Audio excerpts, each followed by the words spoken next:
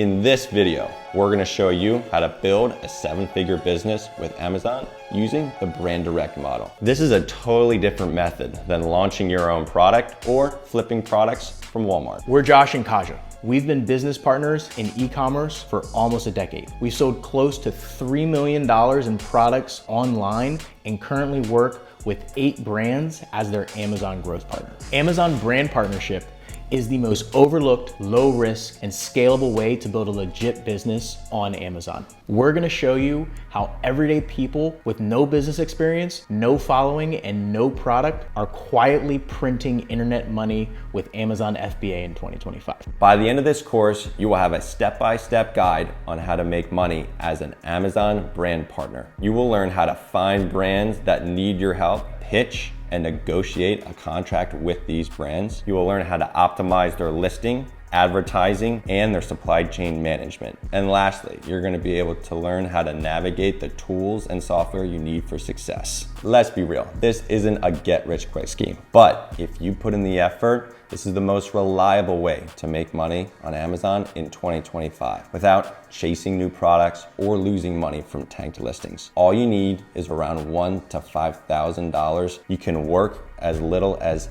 5 hours to 10 hours per week, and then each brand that you onboard, that's gonna be around $1,000 to $5,000 in profit for your business. You'll onboard 3 brands, and that's an extra $3,000 to $15,000 per month in profit that your business makes. We've been in the Amazon game since 2017, and we've watched it change drastically. The days of buying a cheap product from China, slapping your logo on it, running a little bit of PPC, and just riding that wave to success, those days are over. Private label is slow to start, expensive to test, and one bad product can take you out. Online arbitrage, it's never been harder for new sellers. More and more brands are becoming restricted every day for new sellers. Brands are filing IP complaints. Amazon is doing Section 3 audits, all things that can put your business at jeopardy. Even traditional wholesale isn't what it used to be. If you open an account with a distributor or a wholesaler and get their product list, you're gonna see really, really tight margins or products that break even. They might require you to spend $20,000 or $30,000 on your first PO to not make that much money on tight margin products. This product has profited us over $30,000. We're gonna show you how to find products that do the same thing for your business. The power of the Amazon brand partner model is when you lock in an exclusive contract. We've been selling that product for over a year, have it under contract, and have many other brands and products just like it. In order to get an exclusive contract, you can't just be a wholesaler that buys and resells. Yes, we buy at wholesale pricing and sell on Amazon for a profit, but we also optimize their listings, run advertising, control their Amazon supply chain, and because of those value adds, we've signed a contract with them that allows us to be the only seller of their products on Amazon. Next, we're gonna show you the exact steps that you need to take. The first thing you need to do is find the right kind of brand to partner with. Partnering with the wrong brand or searching using the wrong filters and in the wrong places will be a huge waste of time. To be a successful Amazon growth partner, there are a few things we need to think about as we're looking at brands. I like to think through this using a very simple framework. Where does a brand land on a scale from 0 to 5? 0 being the brand is not on Amazon and not selling that well at all. 5 being the brand is fully optimized and crushing it on Amazon. So let's knock those 2 options off the table. We're not looking for a 0 and we're not looking for a 5. If the brand's at a 5, that means they're already crushing it and there's not more value that we can add and they probably already have it handled. If it's a 0, the amount of effort to get a brand from a 0 to a 1 is huge. Launching a new brand takes a ton of effort, a ton of ad spend, and you don't know if it'll work. This is kind of like private label. And sure, there is money that can be made by doing that, but the downside is also really, really big. So ideally, we're looking for brands that are somewhere between a 1 and a 3, and that we can help improve to get them up to a 4 or even a 5. Couple criteria that we want to think about. One, the brand is already selling on Amazon. As already discussed, we're not in the business right now of launching new products, very high risk and very expensive. We want a brand that is already on the platform. And the longer that it's been on Amazon, the better. Two, we want that brand to have branded search term volume. And we'll get more into the specifics of this later. But what that means is customers are searching on Amazon, not just for the kind of product that the brand is selling, but specifically for that brand's version of the product. So if the brand is XYZ brand, we want to make sure that customers are searching for XYZ brand product type and then buying, because that means that customers already know that specific brand and we know that they are looking for that specific brand. Next, we want to make sure that the brand has poor product listings. This means that their pictures are not going to be very good and the title, bullet points, and descriptions won't be good. Another thing we can look at is that the brand does not have a storefront and it doesn't have A+ content. The reason why we want to look at brands that don't have these things is that means these are things we can do for the brand to help them improve on Amazon. And those are kind of where a brand is going to land between a 1 to 3 range. So if it's already on Amazon, if there's already branded search term and there's room for improvement on the listing, these are the exact kind of brands that we want to target in our outreach. Now, where are we going to find these brands? A couple ways that we can do this. One, brands that are already in your network. You might be surprised if you start talking about what you're doing with your friends, your family, your coworkers, that someone that you know directly or maybe a friend of a friend is going to have a brand that might need your help on Amazon. So that's one, your in-person network. Number two, if you're already doing arbitrage of some sort, whether it's retail arbitrage, online arbitrage, wholesale arbitrage, reach out to all of the brands that you are already selling using those methods. That product I showed you in the beginning of the video, that is a product that we sold by doing arbitrage. Then we reached out to them, built a relationship, pointed out ways that we could help them, and then locked in the exclusive. It worked for me, and I know it can work for you. And then the third way, and next I'm gonna do a screen share and get in depth on the filters that you're gonna use, is searching on Smart Scout. We have found tons and tons of brands on Smart Scout and then reached out to them and gotten accounts and exclusive relationships. This is also the top method that our students are using actively in order to find brand partners. Smart Scout is a tool that gives incredible brand level data on Amazon that I haven't seen any other tool give data quite like this. Me and my team use it in our business almost every single day. Now, these are the exact filters that you're going to want to use on Smart Scout. Next, I'll jump over directly to Smart Scout and set these up, but you can take a screenshot of this and save it for when you're doing your research. But let me just talk through each of them briefly. So first, I recommend picking a category. This is just going to help narrow it down because if you're looking at all of Amazon, it can be very overwhelming. And as you begin to work with brands and you start getting a couple brands, I do also recommend sticking within a niche. Once you have a specific niche, you're going to start to recognize competitors, understanding what the customer is looking for, and it'll become easier for your business. And for us, we sell across a couple different categories, but we are primarily in one, and many other people will recommend the same thing. Another filter you're going to want to put in is Amazon in-stock rate at 50% max. This is because we don't want to be competing on listings and looking for brands that are already selling directly to Amazon, because competing against Amazon is always, most often, not always, but most often a losing game. So that's just not something we want to do if Amazon is in stock more than 50% of the time. The other thing we want to look for is that there are at least 3 sellers on the listing. And this is because if there are multiple sellers, then that's a high likelihood that the brand allows resellers, which means that you'll be able to get an account with them to begin purchasing their product. If there's only 1 or 2 sellers, that means the brand is probably selling it themselves. And even if there is room for improvement, normally when a brand is selling it themselves, they don't want to give that up to a third-party seller. which not to say that there aren't opportunities there and you can look there specifically, but I found in my experience, it's much more difficult to convince a brand that's selling themselves to hand that over to you as their Amazon brand partner. Next, we want to make sure that we're looking at products that sell for at least $25. In my business, preferably, I like to sell products that sell for more than $35.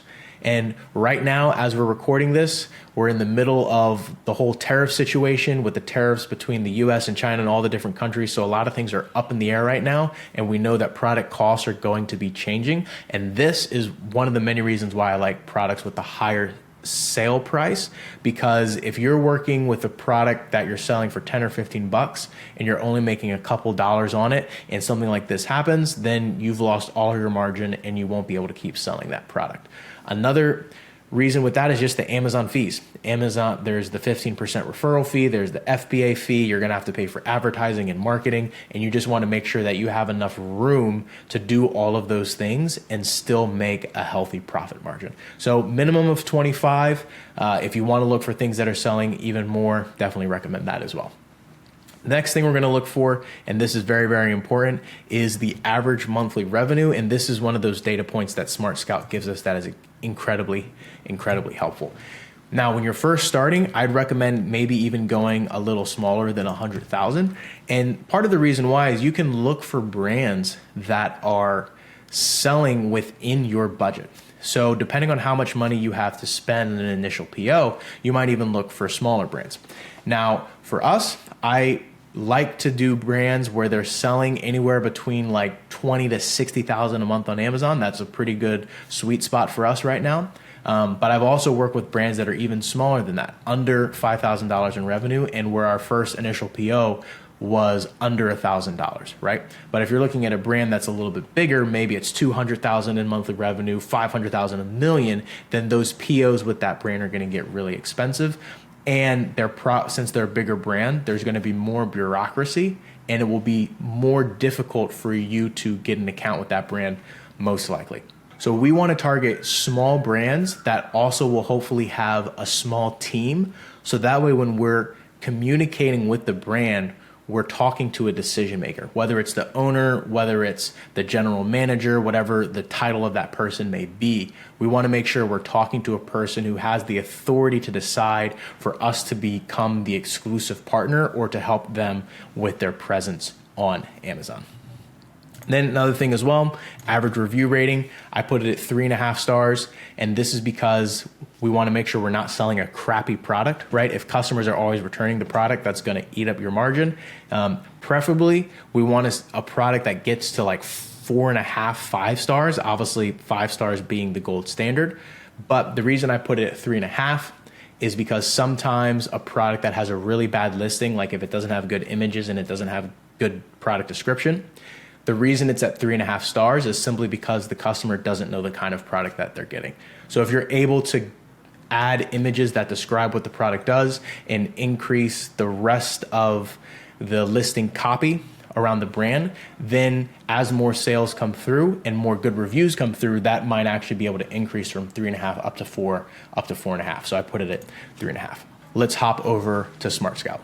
So now we're in Smart Scout and we're going to go to the brands tab and then go to filter. Now I'm just going to walk through and enter in some of those filters that I put in before. So I searched up for tools and home improvement. That's going to be the category we're going to look at. Then primary subcategory, we can skip that for now. Estimated monthly revenue, we're going to do that 5,000 to 100,000. Average price, we're going to put minimum 25. Not going to worry about average volume or FBA sellers. For average sellers total, so that's including fulfilled by merchant and fulfilled by Amazon sellers, we're going to put that at 3. Now, these are some other ones that I'm going to add in here that were not on my first couple sellers, but I like to put the dominant seller sales percent at 50% as well. So matching Amazon there. And that is because sometimes there might be a third-party seller who already has an exclusive with that brand and they're getting most, if not all, of the brand share. And so we don't want to be looking at brands that might already have an exclusive seller or if they're selling it themselves. Average rating, going to put the minimum at 3.5. Total ratings, leave that blank. Rest of this, leave this blank. Another hack here with the storefront feature, if you click no, that means you're going to see brands that do not have a storefront on Amazon, which means there's potential for you to help them make a storefront. Another filter that I don't always use, but something that you can try as well, the brand score. So Smart Scout does this on a scale from 1 to 10, 10 being the best, 1 being the worst. So if you put, let's say, the max brand score at 4, that means you're only going to see listings that Smart Scout rates their listing at a 4 below, which essentially means you're looking at brands that have a bad listing, which means there'll be room for improvement. So that's something you can play around with as well. For the sake of this example, I'm going to leave that blank. All right, now we're going to go apply, and we're going to see all sorts of brands here. So you can see this pulled up almost 200 brands that meet that criteria. Okay, so the first thing I'm going to do as I'm looking through these brands is I'm going to sort by average sellers. So I want to see the ones that have the most sellers at the top. Okay, so this is very interesting. This might actually be a really good brand to look at. So Easy Heat, 5.6 out of 10 listing score. So listing isn't great. It's okay, room for improvement. About 8,000 a month in sales, 31 sellers, only 1 FBA seller. So that's interesting. I'm guessing they might be selling large bulky products that are better to do FBM. Monthly sales, monthly growth. Oh, so the brand is declining. And let's see, 19 products, and they do not have a storefront, so we know that we could help them make a storefront. So let's open up Easy Heat. And actually what I meant to do is click on the brand logo so it opens up on Amazon. But when you click on the brand name, that gives you some more things to look at within Smart Scout. So now this is just the dashboard going over some of the different information. Kind of want to point out here, we're going to go more into Helium 10, but it's showing the search terms, showing some search term traffic, and it's showing what people are looking for. So this is what I was talking about in regards to branded search terms. So we can see people are searching Easy Heat, heat and cable, Easy Heat cable, Easy Heat, right? All these Easy Heat specific search terms that people are searching for, and their products are capturing most of this traffic. Now, their products should be capturing 100% of this traffic. This is a quick advertising hack. If you were to run some advertising for this brand on their own search terms, that would help them catch 100% of that search term traffic. Okay, a couple other things I want to point out here within Smart Scout. We can go to the products, and now we can see a list of all the products that they're selling on here, and we can see their top products only doing 2,000 a month. Looks like they don't have anything that's ranked under 100,000. So if we click on the product image, that'll open it right up into Amazon. And if you click on the product ASIN, that's going to pull it up in Smart Scout. And then you can also see some buy box history, the buy box rotation, who's getting how much of each of the sales and whatnot. Traffic sources, nothing here, but also showing search terms. This is really good to see. Only ranking for 9 search terms. This is really, really good stuff right here. So I still want to go over to the Amazon listing, but you can see latest rank. So Amazon determines a product's ranking for a specific keyword. The number 1 ranked product for a keyword is getting the majority of those sales for the keyword. Now, there are hundreds of thousands, millions of products on Amazon, and products will get ranked accordingly. So for some of these keywords, right? So we're looking at soil heating cable. It's being searched 765 times on Amazon. This product is being ranked 24. Now, if we were to set up an advertising campaign for that product, get that keyword into the listing and into the images, I can almost guarantee you that the rank for the product will get improved. And if you get to do a really good job, you can even get this up into the top 5, which will drastically increase the sales for this product. Now let's look at the Amazon listing to see what's going on.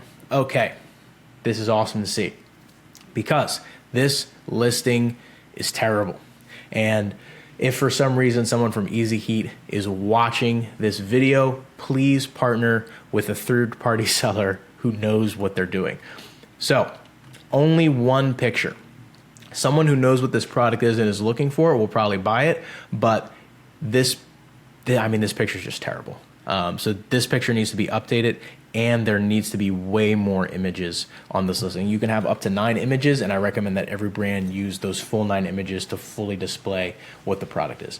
The title, also terrible. Doesn't include any of these other relevant search terms in the title or in the first couple images. And let's see. Bullet points, also not that great. There do have bullet points, which is a plus, but way more keywords that can get added into here as well.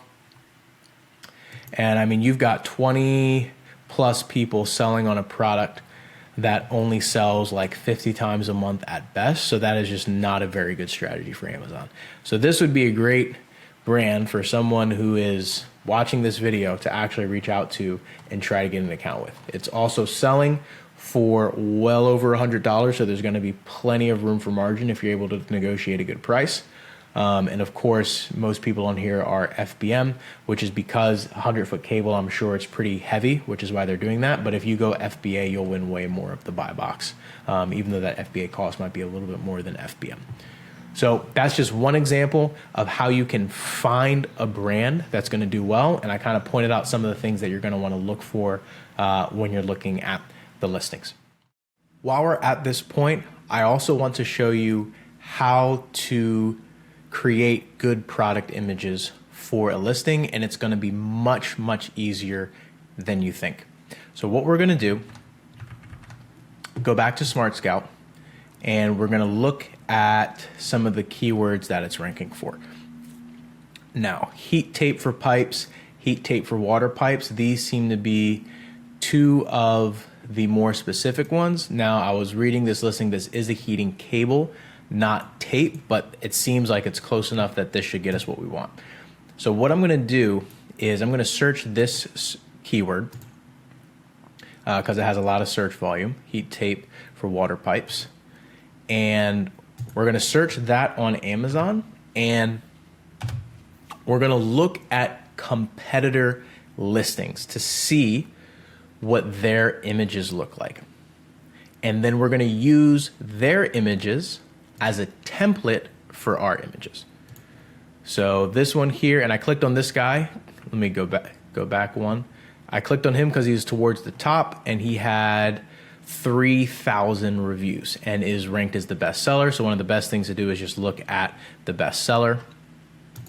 So let me click back into their listing. #1 in pipe heat cables. And so here we can see what their images look like.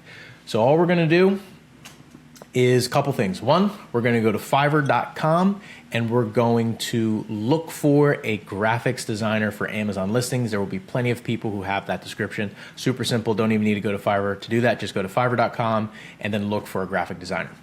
Then you're going to give them all of the specific product information about your product from the information that's already on Amazon, and using the information directly from the brand's website and any additional information that the brand gives you. Then you're going to send them the competitor's listing and just tell them that you need listings for your product using the information for your product, and format those images in the same way as they are formatted for your competitor that is the #1 bestseller.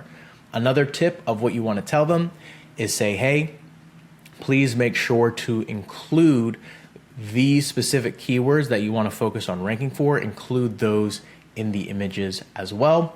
That should run you a couple $100 depending on how good the graphic designer is, a couple $100 to a few $100, and then you'll have solid images for your listing. That'll be super straightforward, but that is a huge value add that you can add to the brand and will help convert the clicks to the listing and convert sales once customers are on the listing. Now that you've found a brand that you want to reach out to, the next step is contacting them and pitching them on a partnership.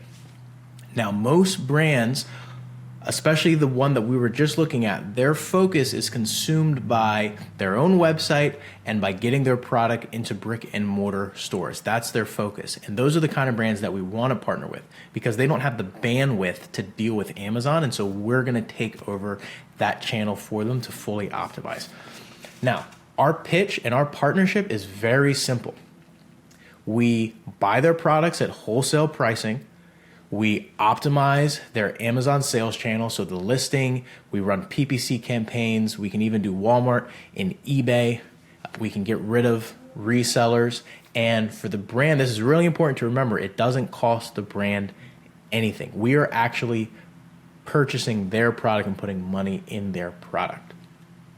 And it's important for you to understand the value that the brand is getting from this, right? So we're not an agency, which means that they're not paying us a monthly retainer. We are also invested in their success because now that we've bought their stock and we've owned their stock, we're incentivized to sell their product because if we don't sell the product, then we don't make money.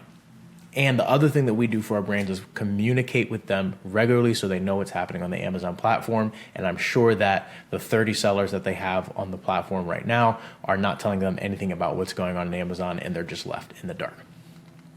Now, this is also very important. Before you pitch the brand on the listing optimization or on exclusivity, you need to build trust. If the first thing you do when you contact them is just say, hey, I want to be the exclusive partner, they're going to ignore you. They're going to blow you off. They're not going to want to work with you because that's just about me.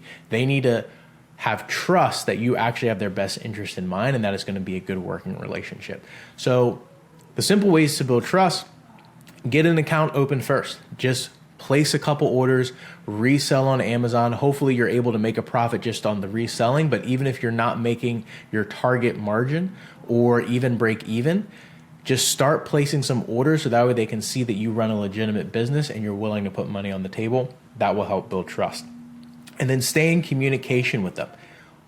Eventually ask them what their e-commerce strategy is, and you don't even have to say Amazon right away. Say e-commerce, and then see what they say about what they're doing on their own website, if they're doing any other sort of marketing, and then just be curious, ask follow-up questions, and eventually say something like, so what's your strategy with Amazon?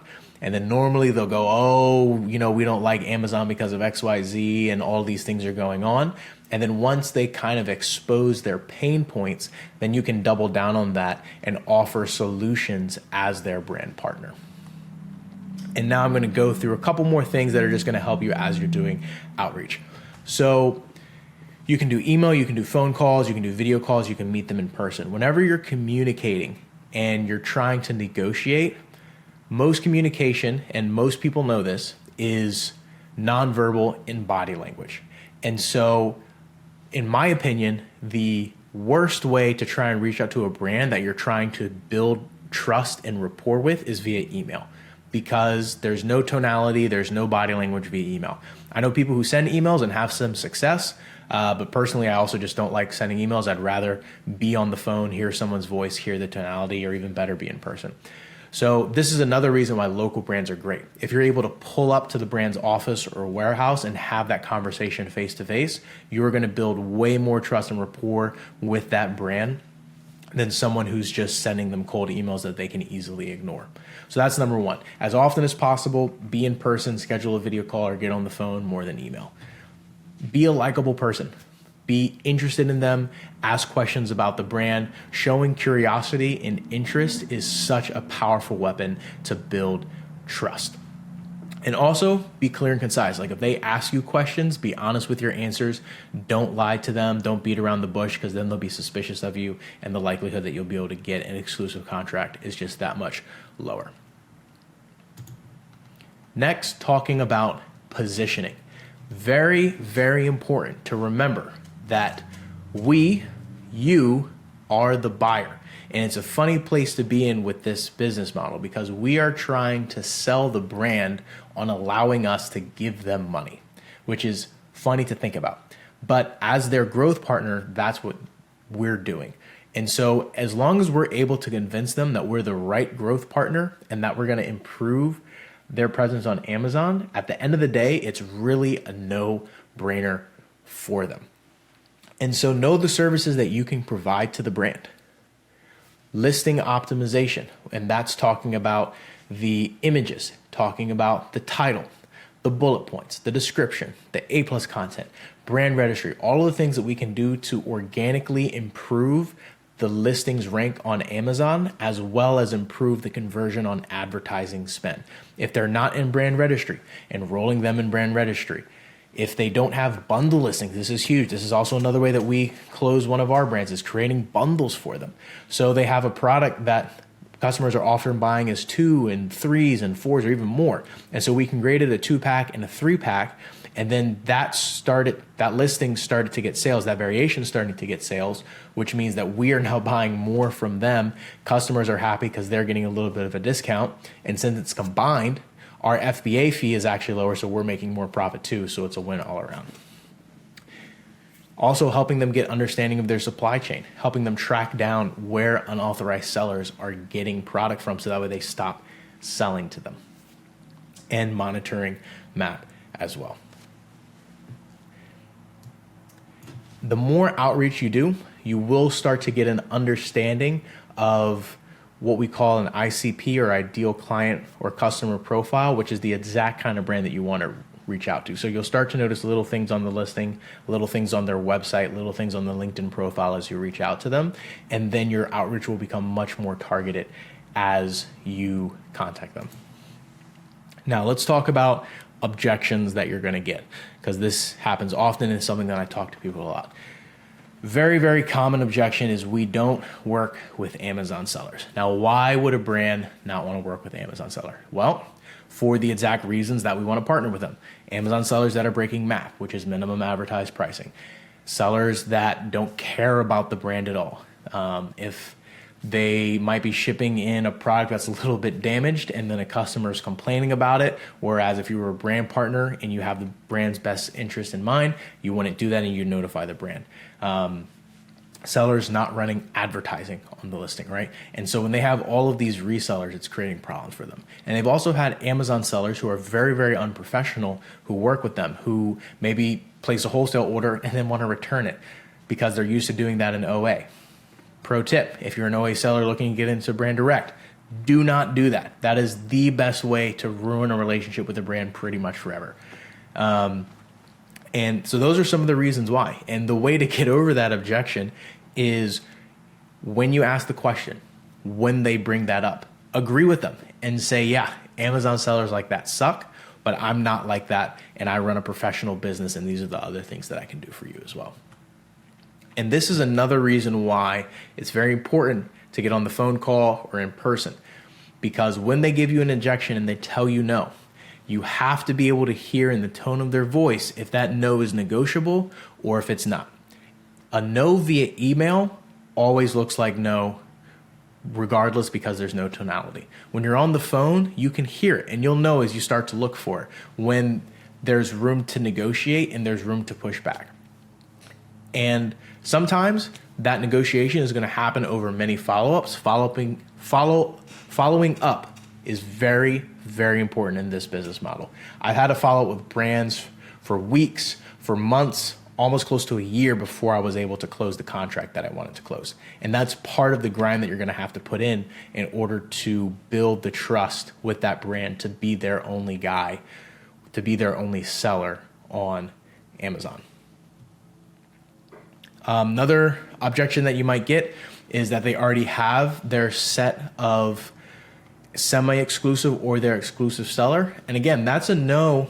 That might be a no for now, because sometimes sellers fell off. Sometimes they might get dissatisfied for them. So if that's the situation, make sure you're following up with them consistently, because I know many stories of someone reaching out to a brand. It was a no because they already had their set sellers. And then a few months later, one of those sellers decided to stop buying their product. A spot opened up and then they were able to jump in.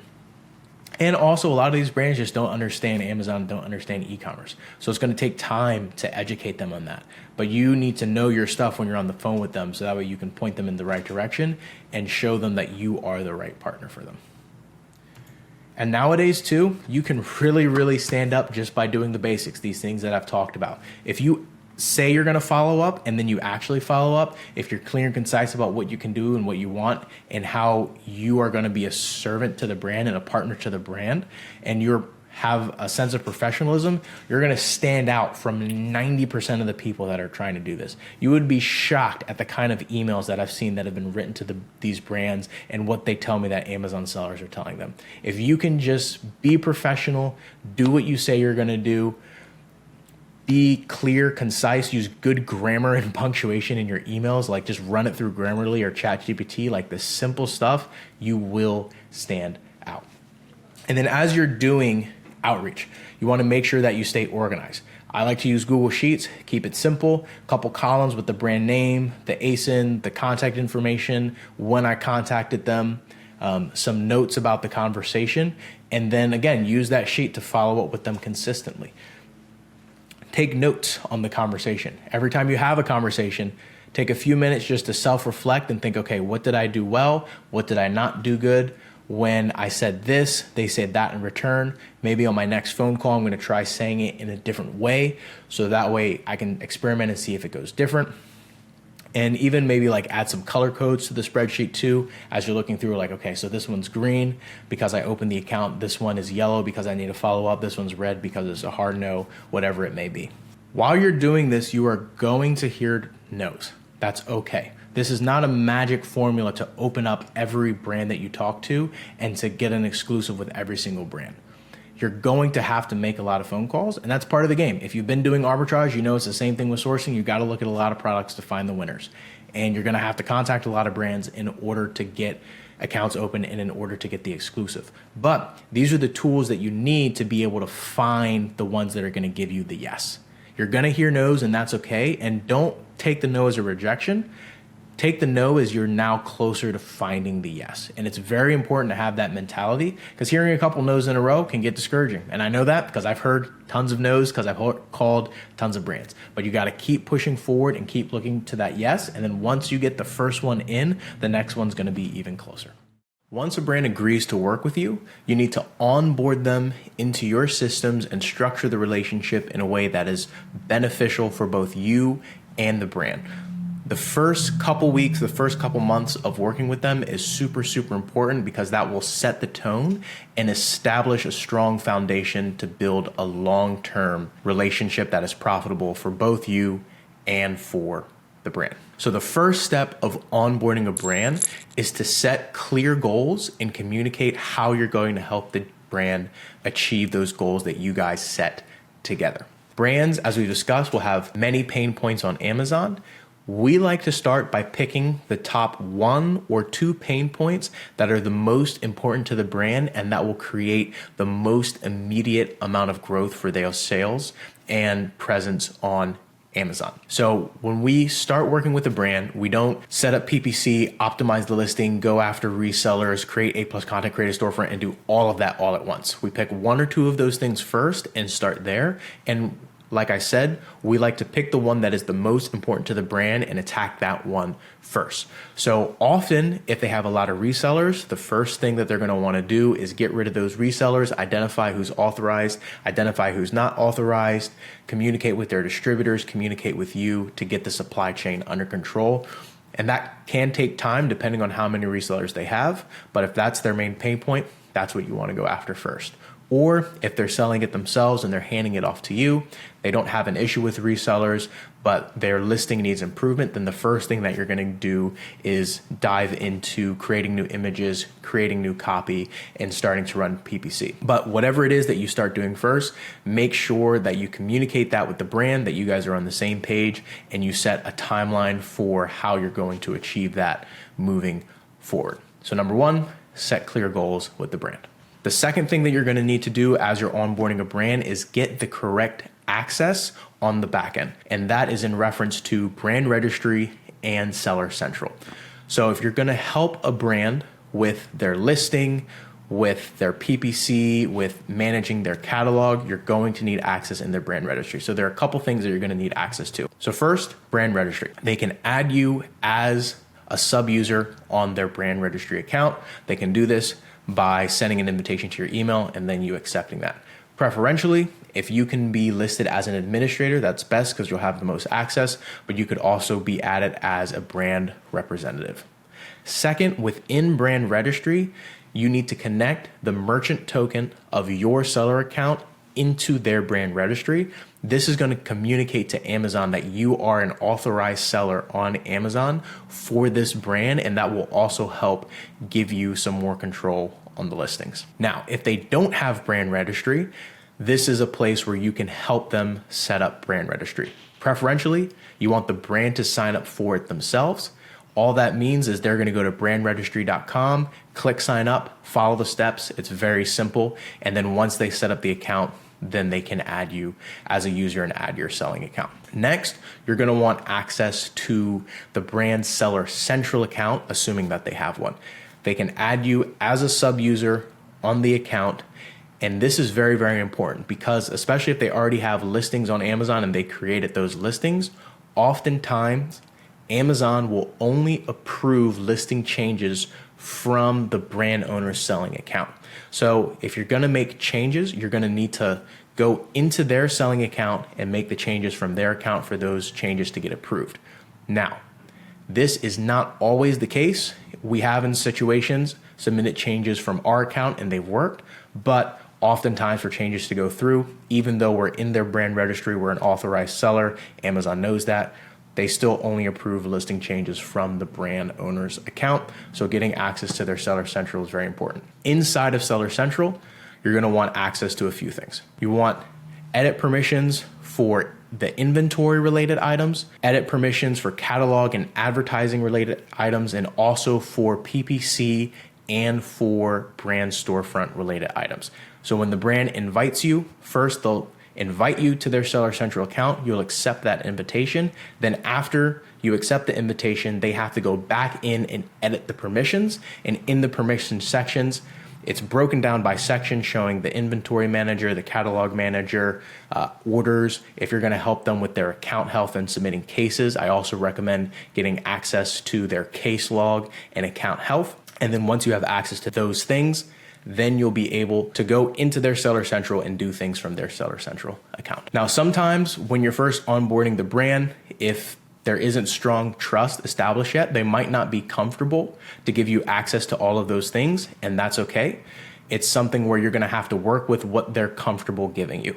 So if it's only brand registry or if it's only Seller Central, if they don't want to give you access to all of those things, that just means you're going to have to be in communication with them and they're going to have to help you along in the process. So for some brands, because we have brands like that, what we do is we will create the new images, we will create the new copy, but then instead of us being able to submit it ourselves, we have to forward it to the brand and then they go into Seller Central and do it themselves. So there are workarounds, but as you're communicating with the brands, you just have to be clear about what you need. And if they're not always comfortable giving you everything, then you can just do some of that work through them. But as long as they're on the same page and they trust you and there's good communication, then you should be able to move forward. Another thing that's really important is just establishing clear communication from the beginning.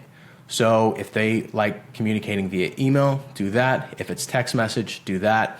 If it's through Slack, do that. But just understand their communication patterns. If they like getting on a video call or on a phone call, and you really, especially in the beginning, want to serve the brand with the systems they already have and grow into that relationship with them.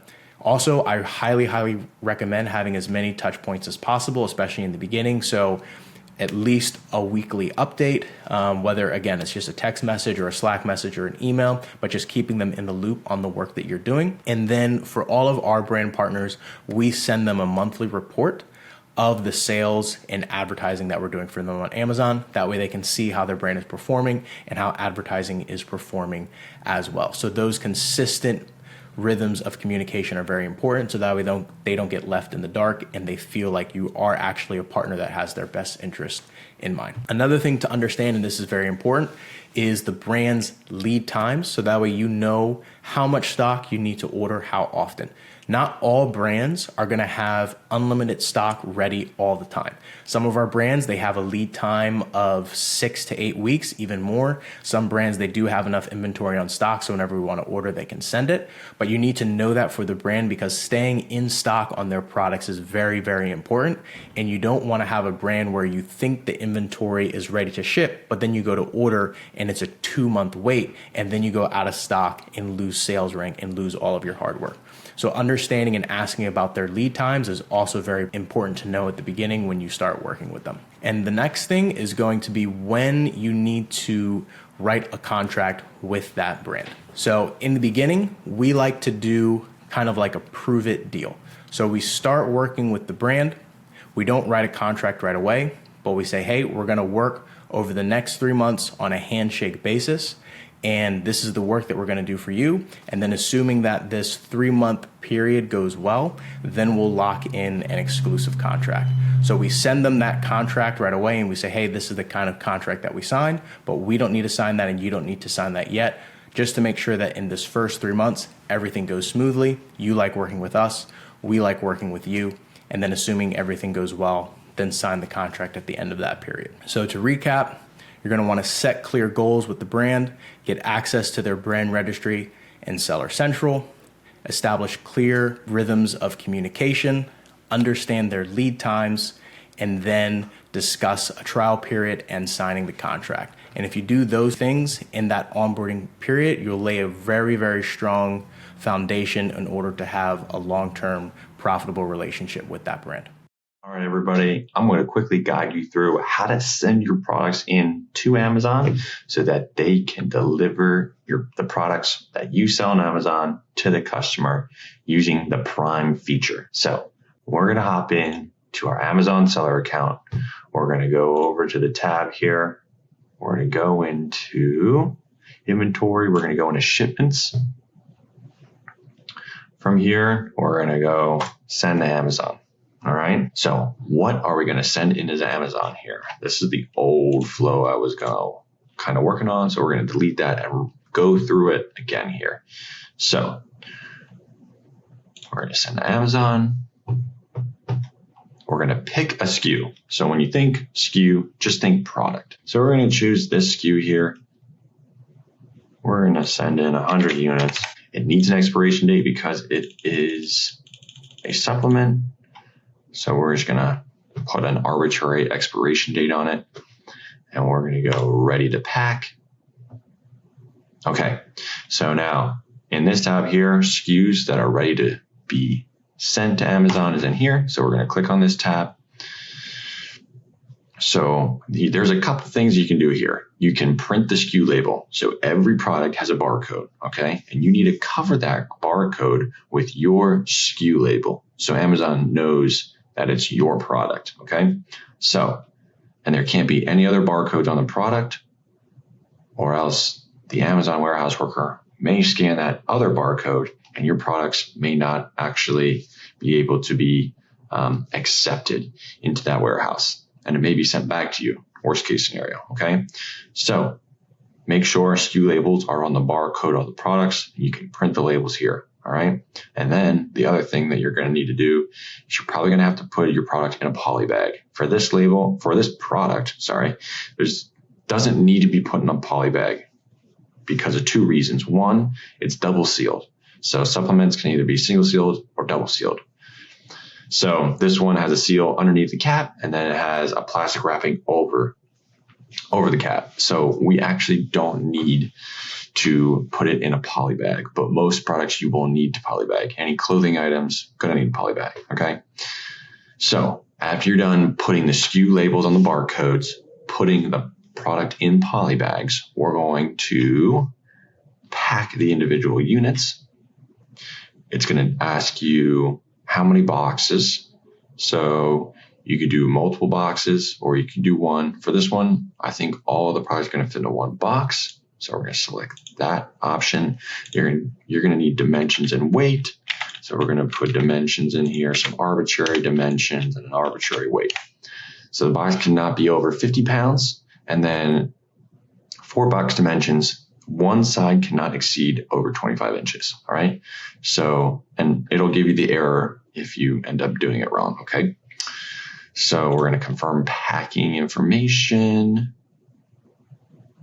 Okay, so it looks like it already knows the weight of the products. And so it's saying that it does not meet the expected minimum weight of 34.1 pounds. So we're going to actually go back. Oops. Hit the restart button here. We'll just say 40 pounds.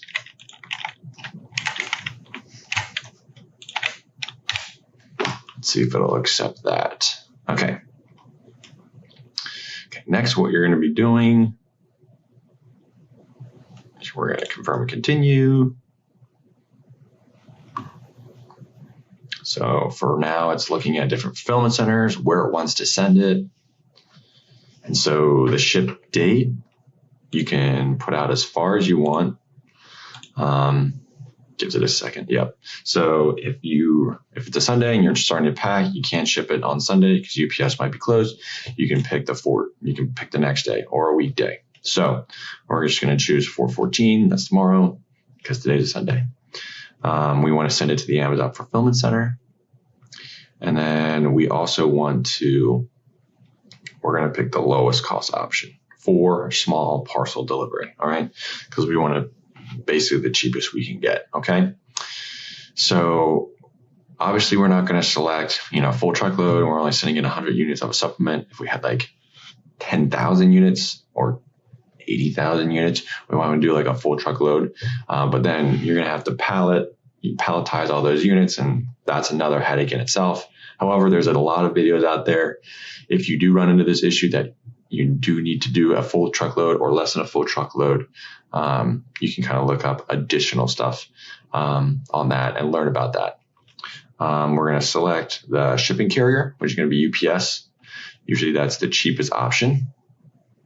And then all you have to do is scroll down and accept the charges and confirm shipping. It's going to give you two labels. One label is going to be the address wherever the package is going and basically the return address. And then that's the one that UPS is going to scan. And the other one is going to be the one that the Amazon worker is going to scan to tell them what is in the box. Okay. So those two labels should go side by side. Okay. And then you can just ship it right off to Amazon. And then the waiting game begins to make sure that they receive that and it is ready to be online for that product to be shipped out to the customers. I'm going to show you how you can forecast your inventory for your brand direct products. All right. I know a lot of the screen is going to be blurred here. That's because we don't want you seeing all of our brands and all of our products here. So I'm going to choose a product that we actually sell right now. So when you come to your inventory page here, you're going to hit manage inventory. You're going to come down. I'm going to choose this product here. You can hit the SKU button here. And what this will do is it'll bring up this page. It'll tell you sales from the last 7 days, 30 days, and 90 days. All right. And you want to make sure that you're having good communications with your brands to make sure you understand how fast they can get you the product. So usually what happens is we usually buy product. We send them a buy order. They receive that, they accept it, and then they ship it to our prep warehouse where we have a third party prep out all the products, and then we have them ship it to the Amazon fulfillment center. It's super important that you understand how long that whole process takes. So as you can see, we've already ran through the past 90 days here. You can see over the past 30 days, we've sold around $5,000 worth of product. We run usually around 20% margin, so it's usually around $1,000 of profit for us, which is awesome. All the way down here, you can look at subscribe and save. All right. So we have 52 subscribe and save customers that usually get this every either month, 3 months, 6 months. They can choose. But it's nice to see that your product has demand and people want it monthly. Okay. So right now in our inventory, we have a total of 283 units. We have only 186 available units to sell. Doesn't make any sense. If we had 283 units of total inventory, but we can only sell 186, what is happening with the rest? That is what we call the reserved. So in the reserved, we have 96 units with 23 units being customer orders. Looks like 17 units are in fulfillment center transfer. All right. This can really affect your total volume of available inventory to sell at any given time. I mean, we've had products that have been in that warehouse for, a week or so, and then they get put on FC transfer. So this is why you always want extra units in your available balance for Amazon, because you don't know how long this FC transfer is going to take. And then after FC transfer, usually they go into FC processing, because that's the warehouse processing those units. So currently right now we have 56 units being processed by a fulfillment center. Looking at this, we have a good amount of units, 186 units. However, we've sold 50 in the past 7 days. So we have, over, I would say, 3 weeks of stock, which is really good. Once you really start to have about, you only have 2 weeks of stock, that's when you really want to start being worried. But because again, the time that it takes to order the product from the brand, get it prepped by the prep center, and being sent out to Amazon, and Amazon accepting that product and it becoming available to sell can be around 2 weeks. So I'm sure Kaj is looking to potentially order some more here soon as we look to manage this listing here. So that's how you look to optimize your sales and inventory. It's probably the number one most important thing that you can do for your Amazon business. You do not want these listings running out of inventory, because then people will look for other products. And then next thing you know, your subscribe and save count decreases and people are looking for other products instead. So make sure that you're optimizing your inventory management daily. Being kind of look at this daily. It's not like we look at it, every week. We look at it every day, because again, we can have 13 units being ordered per day when we're used to, 1, 3, or 6, which is double the amount. So make sure that you're looking at this every day, and that will allow you to be able to process all the data and make great decisions. I'm going to show you in this section how to optimize your listing to make sure that your brand has the best odds of converting sales when people come to their page. I'm going to start off by showing you what a non-optimized listing looks like compared to an optimized listing. And then what we're going to do is we're going to look at the unoptimized listing and see what we would change. Okay. So jumping right into it, we're going to start with the optimized listing here. So this is the Nature Made. We're sticking with fish oils here. And what we're looking for is that, can the images zoom in? Because when people are shopping on mobile, it's super important that your images are able to zoom in when you click on them. And usually it all comes down to having the correct dimensions so Amazon can use the feature on the photo. It looks like they're having some good different types of content in terms of describing the product, some differences between their product mini and their regular fish oil. A lot of people want smaller pill size. They don't like big pills. And they have a good supplements fact page here that you can zoom in on so the customer can see what they're looking for. Going down to the bullet points here, you can see that they're really built out. They give you an idea of what the supplement is for, why you would take fish oil, what the serving size is, that it's gluten-free, which is important nowadays. Coming down to the description, they're having a lot of A+ content in here, which is fantastic. Because again, just going over why the person would want the product, things that are special about their product, like a smaller pill size, and ingredient list. And then the product description is here. So now we're going to go to an unoptimized listing, and here, nothing really zooms in. It's just the same size for all these, all right? This is Finest Nutrition. This is a Walmart brand, so no one's really updated this listing and taken the time to. It doesn't really zoom in. It's just the same size. So when someone's scrolling on this on mobile, it's going to be really frustrated if they can't see everything here in the supplement fact sheet. They're going to try to zoom in, and it's not going to get any bigger, and they're going to be kind of frustrated with that. The bullet points, they're not really telling the person or giving a convincing point on why the person should buy this product.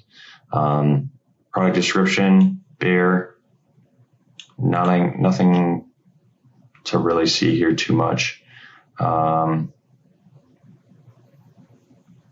Besides that, it's made in the USA, which is kind of cool.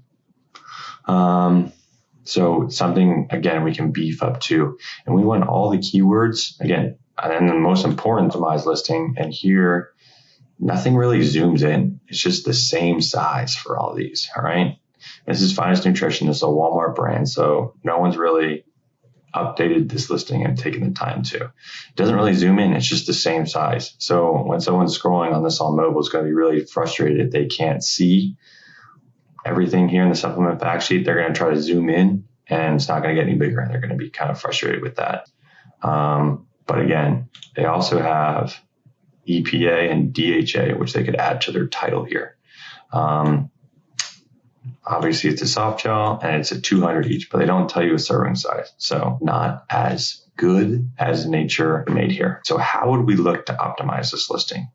So what we would do is, one, we kind of need to understand that product. What is a serving size? So serving size is 1 soft gel. So that's kind of cool. So you're getting a lot of servings here. And so we want to make sure that I would put the EPA and DHA, I would put that definitely in the title. And then I would also put serving size too. So serving size of 1. All right. Down here for the bullet points, what we could do is we're going to ask ChatGPT some questions here. So what I did here is I said, here's the link of the product I am selling. Can you create a listing description based on what you know about the product and ingredients in the product? And so I gave it the listing link. So I just gave it this link here. And so this is what it spat out here, which is a lot better than what's on there right now. And you can look to tweak this. This is just a really general, basic example of what optimizing a listing can look like. So these are some good bullet points here. High potency, each soft gel delivers the equivalent of omega-3 content of 1,200 milligrams of fish oil and providing 330 milligrams of EPA and DHA. All right. Great first point here. We're still looking at that smaller size. Again, people don't like swallowing big pills. Sustainable sourcing, I might keep this one out just because sometimes Amazon can get a little funky with stuff that you don't actually know. And I'm actually not sure if this is sustainably sourced. I do know, however, it is gluten-free.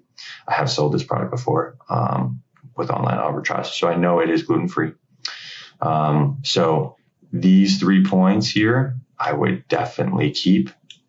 And then I would keep kind of asking ChatGPT some stuff that might give me a couple more bullet points here.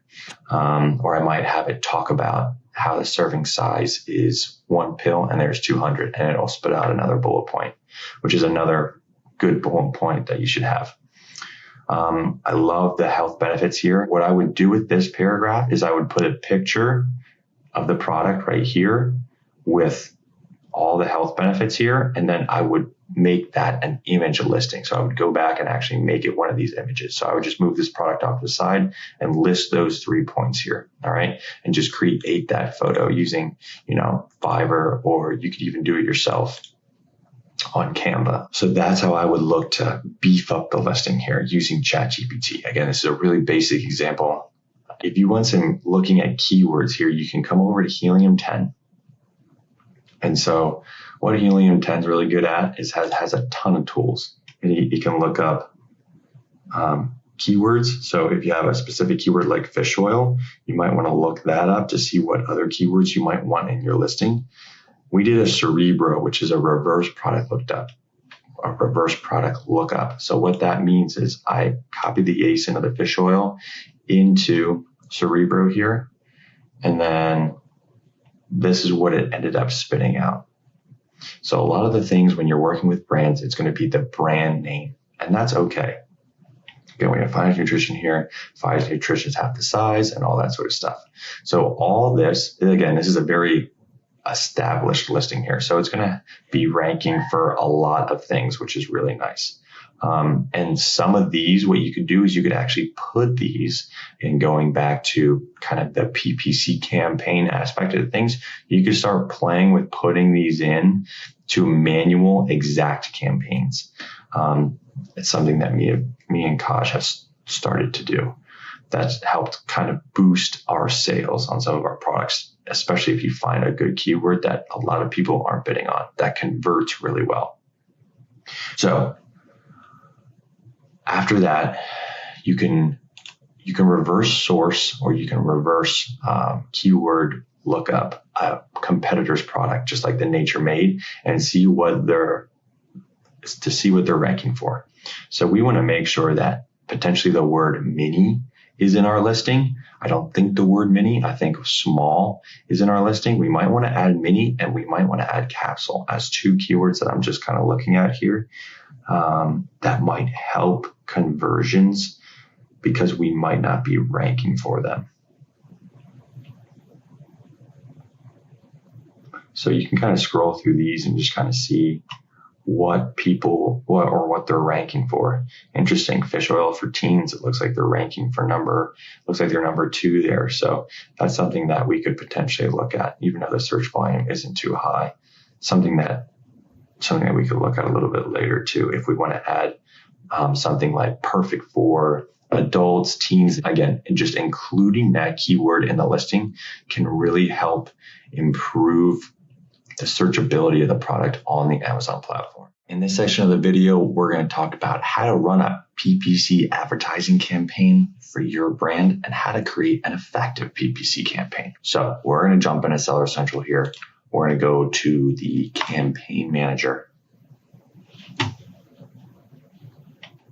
We're going to create a campaign. The product we're going to be creating the PPC campaign for is this Downy automatic dispenser here. So they're going to give you a couple different options on what type of campaign you want to do. These are for individual products. This is for like whole brands. And then, you could end up being on you could do it on like TV, on like Prime TV and all that kind of stuff, or just do a more sponsored display ad. Usually we just do sponsored products. We rarely do anything else. When you get here, you can name your ad campaign anything. And then what you can do is we're going to add the product that we want to create the PPC campaign for. So when you first start creating a PPC campaign, we always like to start with automatic, because your listing should be optimized with all the keywords and everything in it. And then what Amazon's going to do is it's going to take all the keywords and all the info that's in your listing and run it against keywords that they think that your product will convert for. So we always start with the automatic. You can set your default bid. We're going to skip over negative keyword targeting and negative product targeting right now. So for your campaign bidding strategy, you can choose any of these 3 options. Dynamic bids up and down, but they're basically going to raise your price by 100% in real time if they think the ad will convert, and then they will lower your bids when you're less likely to convert. Dynamic bids down only is going to basically be they're only going to lower your bids if they're not working or not converting. They will not increase them. And then if you want to, you can fix your bid, which is basically whatever bid that you set here. That's what they're going to fix. All right. And then there's also other bid adjustments that you can do. So if you want to be on the top of the search page, so if we go to Amazon and we type in anything right here, we'll just do fish oil. We have a lot of sponsored products here. This is the top of search here. So when you're increasing your percentage of what Amazon can charge your bid, you can change it for top of search. If you want the rest of search, where that usually ends up is somewhere like down here or all the way down, basically all the way down the bottom. So kind of more down here-ish area.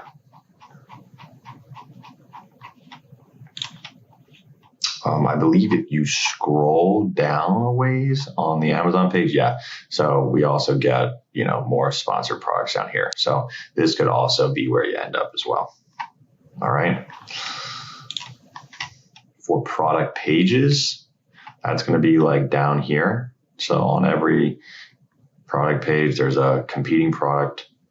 So that's where you'll end up if you increase your percentages here. And when you're first starting off, you just want to create an automatic. It makes it really easy. So you basically name it, and then you basically pick your start and end date, and then you use your daily budget. Whatever you want to spend daily, that's what you're selecting. All right, here. And then you're going to wait a whole week. Okay. You're going to let the automatic targeting campaign do its thing. And then you're going to potentially start jumping into negative keyword targeting and negative product targeting. So if there's a certain keyword that's not converting at all, it's like basically 10 to 15 clicks without a sale, you might want to start putting those keywords in negative keyword targeting. All right. Unless it's like a super important keyword. Same thing goes for negative product targeting. Again, we kind of, if I was this company down here, if I was Grab Green and I was not getting any sort of sales on this listing with this Downy automatic dispenser, I would then create it to be a negative targeting product. All right. Which is basically you're going to put the product. So basically what you would do is you grab the ASIN of the product. Usually ASINs start with a B to make it easy. You can also find the ASIN down.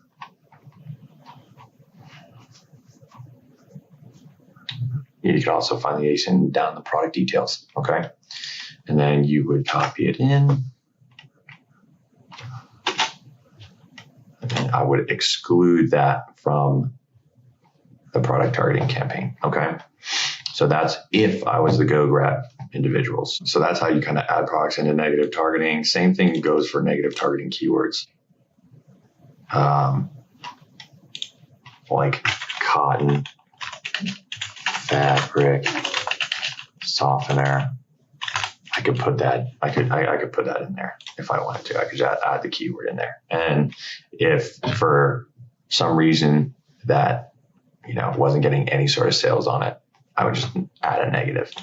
So that should stop the automatic campaign from targeting those keywords. So now that we've kind of gone through the automatic targeting campaign, usually what occurs is the automatic targeting campaign will then find keywords that convert really well. Like a keyword that's going to convert really well for this is Downy automatic dispenser. And you might be like, yeah, that makes sense. That's literally the name of the product. But that will be a keyword and it will convert really well. So what you would do is you would probably want to put that in the manual targeting campaign. And the reason that you want to do this is because let's just search it. Let's just see what happens.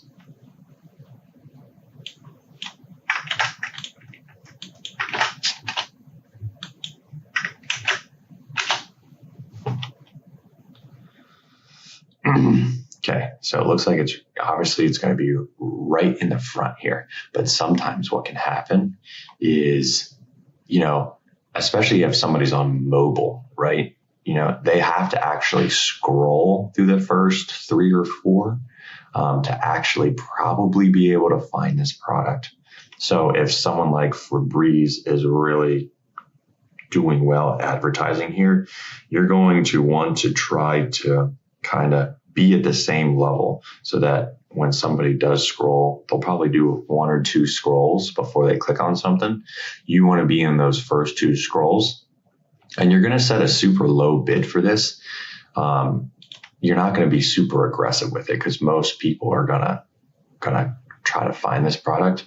But when Febreze runs out of potential money to spend for the day on advertising here, you might see increase in conversion of some really low bids that can make your campaigns pretty powerful. Okay, so that's just one keyword that I would put in there. And so when you select manual targeting campaign, what can happen is you can target keywords and you can target products. Just like you can negatively target keywords and negatively target products, they have a whole bunch of, suggested that you could use. Again, they all start with Downey, right? Kind of what I was saying. These are the keywords that are going to be like really powerful for your campaign in the beginning, manually targeting keywords. So what I like to do is I like to use the exact. So whatever keywords that are running really well in the automatic targeting campaign, you're basically going to start a new campaign and you're going to do a manual targeting campaign for those keywords. This is after you let the automatic targeting campaign run for a week or two, let it collect a whole bunch of keywords, and then you're going to enter the ones that convert the best into this. So like something like Downey, automatic, like something like that would probably be pretty good to bid on. So we're going to do that. Looks like they already have a keyword related to your product category. It's kind of interesting. So you can select your bid size. It looks like, again, the bids are really low because not a lot of people are searching for this exact product. It's not one of those main keywords like fabric softener. For this one, like if you just put in the keyword here, fabric softener, it would probably be a lot more expensive. So let me just have that in. Interesting. Oh, yeah, here we go. So again, the bid changes drastically because this is more of a general search. The more specific you get, the less the bids will cost.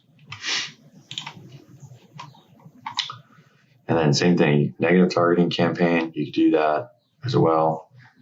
But usually for the manual, you don't need to because you know exactly what you're bidding on and you know the keywords are good based off of your automatic targeting campaign. All right, let's recap everything we've covered so far. Amazon brand partner model is not private label, it's not online arbitrage, and it's not traditional wholesale. You're partnering with brands to manage their brand on Amazon and sell their products in your own storefront to make a profit. Private label has high startup costs and high risks. Online arbitrage and wholesale arbitrage, you're going to be chasing the next product constantly. You're going to be dealing with tanked buy boxes from many sellers, and you are opening yourself up to the risk of a Section 3 investigation from Amazon.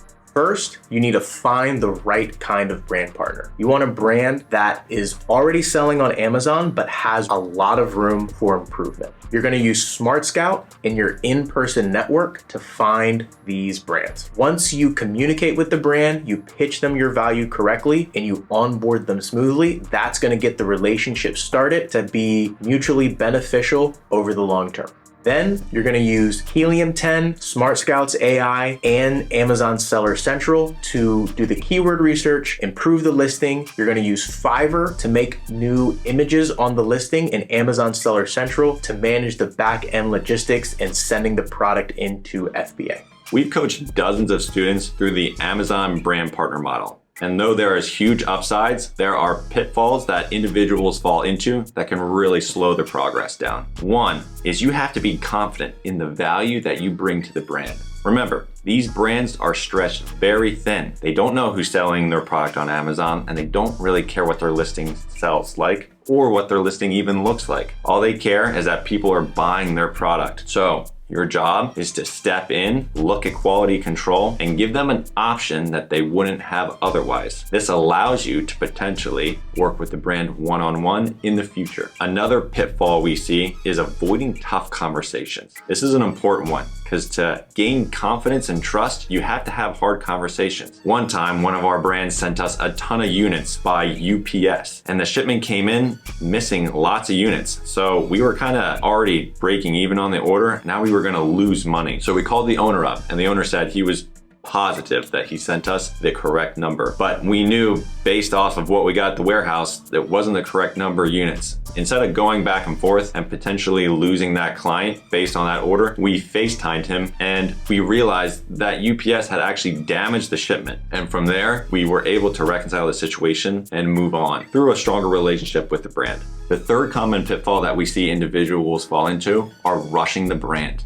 Again, you have to create a relationship with a brand. Sometimes that can take up to 1 to 2 weeks. However, usually it can take up to 3 to 6 months. Remember, you have to get the first order in, you have to realize what the business owner wants, and then you have to deliver on those promises to improve that relationship and then potentially lock in that exclusive contract. So be prepared to be patient. One of the most attractive things about the Amazon brand partnership model is how front-loaded the work is. Once you've managed to onboard 3 to 4 brands, the relationship really becomes low maintenance and the day-to-day tasks become pretty limited. Here's what a typical day looks like for me and Kaj. We're making sure that we're restocking on all of our items that are low in inventory. We're emailing brands that have any questions or concerns, and we're optimizing our PPC campaigns. The beauty of this business is once you develop some systems and processes, you can outsource all that to virtual assistants that'll help you properly manage your reorders, help with emailing brands, and optimizing listings. Using virtual assistants and AI, you can now become the strategic director of your business, focusing more on relationships than the day-to-day tasks.